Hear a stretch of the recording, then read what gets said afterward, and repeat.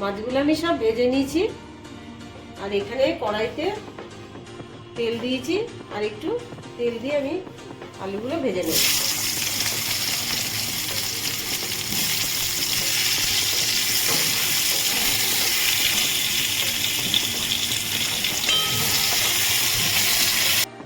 এখানে আমি tomato paste করে নিয়েছি, আর এখানে আমি ধনে, জিরে, আদা, গোলমরিচ পেস্ট করে আমি তার সঙ্গে নুন হলুদও মিশিয়ে রেখে দিয়েছি।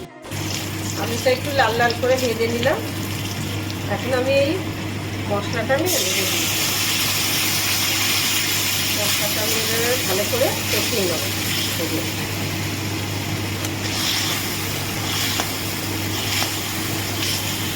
মশলাটা কষানো হয়ে গেছে, এখন আমি টমেটো পেস্টটা ঢেলে দিয়ে দিলাম।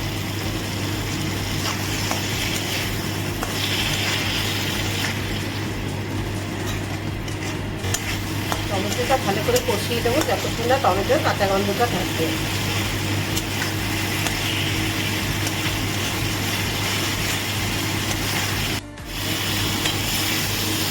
টমেটোটা কষে গেছে, আমি এখন জল দিয়ে দিলাম।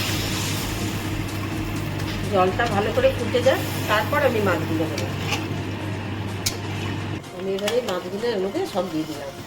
আমি যেহেতু গোলমরিচের পেস্ট দিয়েছি, সেই জন্য আমি আর অন্য লঙ্কা ব্যবহার করলাম না। গোলমরিচের ঝালই অনেকটা হয়ে যাবে, আপনাদের দরকার হলে দিয়ে নেবেন। এটা আমি 10-15 মিনিট ভালো করে ফুটিয়ে নেব।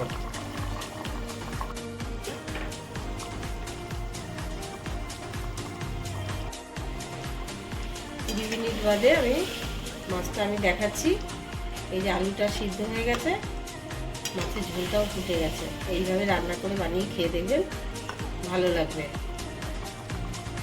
আর রেসিপিটা ভালো লাগলে আমাকে জানাবেন।